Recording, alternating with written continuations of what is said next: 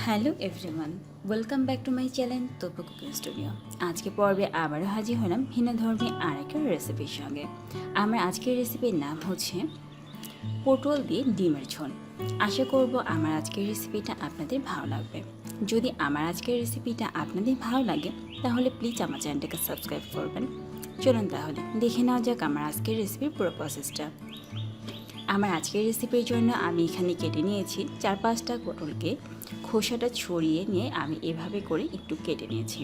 আর নিয়েছি পেঁয়াজ কুচি, এখানে নিয়েছি 3টা ভাজা নিম, আর নিয়েছি মশলা হিসেবে জিরা বাটা, মরিচের গুঁড়া, হলুদ গুঁড়া, আর এখানে নিয়েছি 2 টেবিল চামচের মতো টমেটোর রস।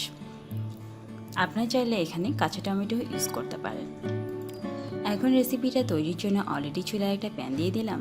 তেলটাকে হালকা গরম করে নিয়ে অলরেডি দিয়ে দিয়েছি আমার কেটে রাখা যে পটলগুলো ছিল সেই পটলগুলোকে এখন হালকা একটু লবণ এবং হলুদ দিয়ে ভেজে নেব। হালকা করে লবণ দিয়ে দিচ্ছি যাতে আমার পটলটা খুব দ্রুতই সিদ্ধ হয়ে যায়।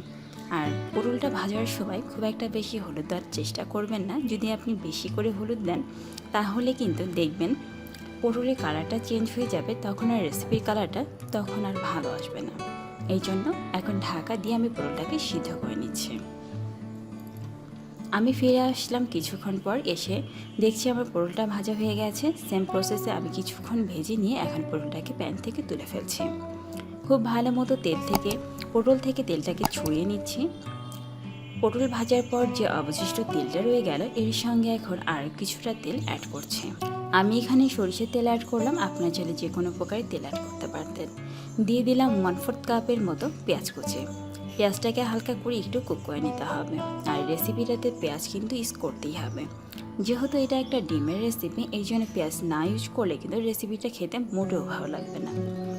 এভাবে 2 থেকে 3 মিনিট প্রথমে পেঁয়াজটাকে কুক করে নিতে হবে, তারপর অন্যান্য মশলাগুলো দিতে থাকতে হবে। দেখুন এই প্রসেসে আমি কিছুটা সময় পেঁয়াজটাকে কুক করে নিয়েছি। আমার পেঁয়াজটা কিন্তু কুক করা হয়ে গেছে। এখন এর মধ্যে আমি অন্যান্য সব উপকরণগুলোকে দিয়ে দিচ্ছি। দিয়ে দিলাম জিরা বাটা, মরিচের গুঁড়া, হলুদ গুঁড়া এবং স্বাদ মতো লবণ।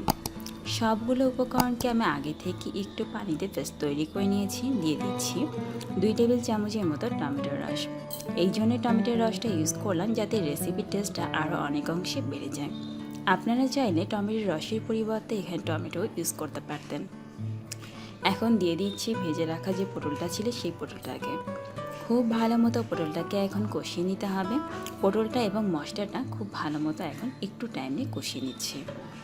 দেখুন কিছুক্ষণ পর আমি ফিরে আসলাম। দেখুন আমার মশলাটা কিন্তু আগের তুলনায় অনেকটাই কষানো হয়ে গেছে। এই জন্য আমি গ্রেভির জন্য এখানে পানি অ্যাড করলাম 1 মগের মতো। রেসিপিতে খুব একটা পানি এখানে অ্যাড করা যাবে না, কারণ খুব বেশি যদি পানি অ্যাড করেন রেসিপি খেতে মোটেও ভালো লাগবে না। আমি অলরেডি দিয়ে দিয়েছি আমার ভেজে রাখা ডিমটাকে। এভাবে মিনিমাম 4 থেকে 5 মিনিট রেসিপিটাকে ফুটিয়ে নিয়েছি। দেখুন আমার রেসিপিটা কিন্তু অলরেডি ফুটে উঠেছে। যখন রেসিপি থেকে এমনটা তেল বের হবে আর রেসিপিটা গ্রেভিটা অনেকটা শুকিয়ে আসবে, তখনই বুঝে নিতে হবে যে আমার রেসিপিটা ফোটানো হয়ে গেছে। এখন আমি রেসিপিটাকে ধীরে ধীরে সার্ভিং করে তুলে ফেলবো। আশা করছি আমার আজকের এই রেসিপিটা আপনাদের ভালো লেগেছে। যদি আমার আজকের এই রেসিপিটা আপনাদের ভালো লাগে তাহলে প্লিজ আমার চ্যানেলটাকে সাবস্ক্রাইব করবেন, পাশে থাকা বেল আইকনটাকে ক্লিক করবেন। আজকের মতো এখানে বিদায় নিলাম। আগামীকাল দেখাবে ভিন্নধর্মী আবারও কোনো রেসিপির সঙ্গে। সবাই ভালো থাকুন, সুস্থ থাকুন।